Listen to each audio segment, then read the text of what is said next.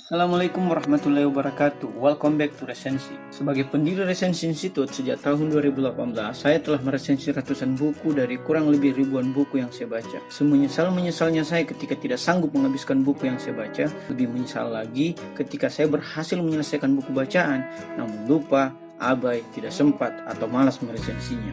Padahal, meresensi buku merupakan tulisan yang menjadi jembatan antara bacaan dan ingatan. Padahal pula, teknik meresensi buku secara sederhana telah saya terapkan sejak mahasiswa baru. Namun, karena beberapa kekeliruan saya di masa lalu, banyak bacaan tersebut telah menguap tanpa sempat diresensi. Berdasar dari rasa sesal tak meresensi buku di masa lalu, saya kemudian dipertemukan dengan buku Muhyiddin M. Dahlan yang berjudul Inilah Resensi. Tidak tanggung-tanggung. Subjudul yang diambil oleh penulis yaitu Tangkas Menilik dan Mengupas Buku. Suatu subjudul yang menantang, mengingat latar belakang penulis yang juga seorang novelis. Diterbitkan oleh penerbit e-buku pada Februari 2020, buku ini kemudian tersusun atas 3 bagian yang tersebar ke dalam 256 halaman.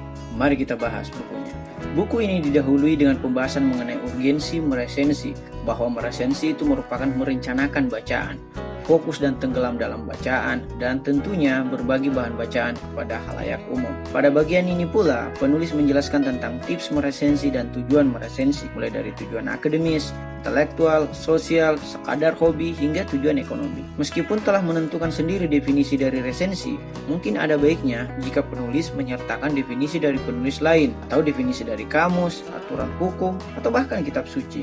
Nah, pada bagian selanjutnya, penulis memaparkan sejarah meresensi buku oleh para tokoh nasional hingga pendiri bangsa. Penulis dengan gamblang mengurai minat, giat, dan bakat para tokoh besar dalam meresensi buku, mulai dari Soekarno, Hatta, Purbacaraka, Swantoro, Sumitro Jojo Hadikusumo, ini bapaknya Prabowo, hingga Habib Yasin. Sayangnya, penulis belum menyertakan bagaimana tokoh besar dunia dalam meresensi karya orang lain. Semisal, balas-membalas resensi antara Al-Ghazali dengan Ibn Rushd, baik itu dari buku Tahafut Al-Falasifa maupun Tahafut At-Tahafut. Pada bagian selanjutnya, saya harus angkat topi dengan jerih payah penulis dalam mengumpulkan sekitar 250 resensi dari sekitar 150 penulis yang ia perjelas pada daftar resensi di halaman-halaman akhir. Penulis juga secara jeli dan teliti mengurai satu persatu contoh resensi dari pelbagai penulis dari beragam latar belakang sejak tahun 1914 hingga tahun 2015. It's mean ya 1 abad guys. Jika Anda berniat menjadi penulis resensi, buku ini akan memberikan Anda contoh dari resensi-resensi terbaik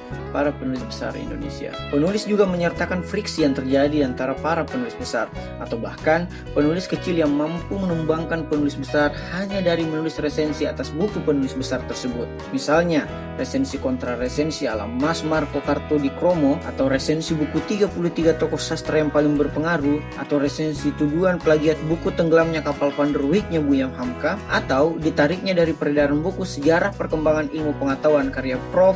R. Slamet Iwan Santoso yang dikritik abis-abisan oleh resensi dari Pura di Sastra, hingga resensi buku autobiografi dari Habibie dan buku Membongkar Gurita Cikeas, hingga resensi buku autobiografi Habibie dan buku Membongkar Gurita Cikeas. Nah, pada bagian akhir, penulis menyertakan mengenai langkah-langkah dalam meresensi. Penulis kemudian menguraikan secara sistematis bahwa kita dapat memulainya dengan kolofon atau profil dari buku yang diresensi, yang terdiri atas resensi, judul resensi, penulis, buku yang diresensi, tahun terbit, penerbit, dan media yang mengangkat resensi tersebut. Setelah itu, mulailah menyusun judul. Judul bisa menggelegar, ironis, memuat tindakan tokoh, menyertakan waktu atau silsilahkah, memuat penulis, serial, poin terpenting, pertanyaan, metafora, mengolah judul buku, istilah khas dan populer, penjelasan, keluasan, dan peristiwa buku, geografi atau tempat, kontradiksi, hingga kepada penekanan dan definitif. Terserah guys, mau pilih judul yang gimana,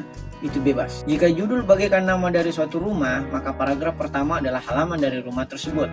Halaman yang berantakan membuat orang enggan berkunjung dan memasuki rumah tulisan Anda. Maka, taklukkan paragraf pertama dengan langkah antara lain, informasi terbitan, tema dan metode, garis besar, penulis buku, gaya penulisan, deskripsi, kisah yang paling menarik, urgensi buku, fisik buku, pertanyaan, kritik, keunggulan buku, kutipan, perbandingan, hingga mengutip puisi juga boleh. Setelah orang tertarik dengan halaman rumah Anda, ia akan masuk ke dalam rumah Anda. Itulah narasi di tubuh resensi Anda. Anda dapat menyusunnya antara lain dengan jenis buku, tema, metode penelitian, bagian vital, fokus, karya-karya lain penulis yang sama, cerita yang menonjol, titik kisar, kebaruan dan keunikan tema, menceritakan ulang, memainkan subjudul, titik perdebatan, kritik, cacat buku, puisi, kisah pribadi peresensi dan buku yang diresensinya, hingga ditujukan kepada siapa resensi tersebut. Silahkan pilih aja guys, bagaimana narasi yang Anda inginkan. Tidak jarang, pengunjung rumah atau tulisan Anda berniat ke halaman belakang. Inilah penutup dalam paragraf terakhir.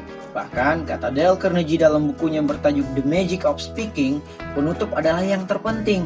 Maka jadikan penutup Anda suatu kesimpulan pesan yang Anda ingin sampaikan, sehingga yang terlambat hadir atau terlambat membaca sekalipun dapat menangkap pidato atau tulisan Anda. Adapun langkah dalam mengunci paragraf terakhir dapat berupa kesimpulan, kepada siapa buku ini, kritik bisa kritik pendekatan, kritik riset, kritik terjemahan, dan kritik narasi, ujian, hingga sumbangan buku tersebut kepada masyarakat.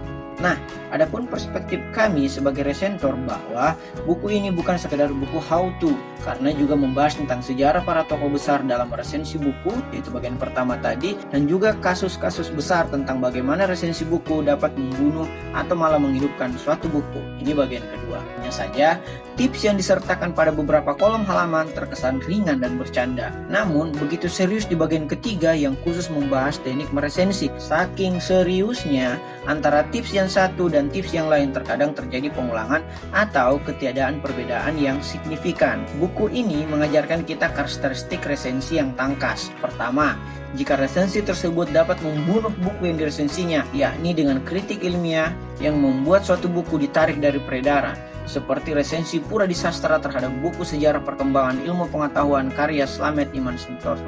Kedua, jika buku tersebut berhasil menghidupkan buku yang telah mati, sekarat, atau biasa-biasa aja, seperti resensi buku yang mendakwa Buya Hamka melakukan plagiat dalam karyanya Tenggelamnya Kapal Van der Wijk. Namun, penulis justru tidak melakukan kritik mendalam terhadap beberapa resensi yang ia sertakan dalam buku, karena lebih dari setengah halaman buku ini menyertakan contoh resensi, sisanya hanyalah saran penulis dalam meresensi buku. Terlepas dari beberapa kekurangan buku ini, namun upaya penulis dalam merangkai sekitar 250 resensi ke dalam 256 halaman merupakan ikhtiar budaya yang patut diapresiasi. Apalagi penulis merupakan pengumpul clipping dalam media radio buku. Rekomendasi saya untuk buku ini agar cetakan ke depannya lebih banyak menyertakan gagasan penulis dibandingkan saduran resensi yang baik. Buku ini direkomendasikan bagi mereka yang ingin belajar meresensi buku, karena dengan meresensi buku Anda membangun jembatan antara bacaan dan nyata.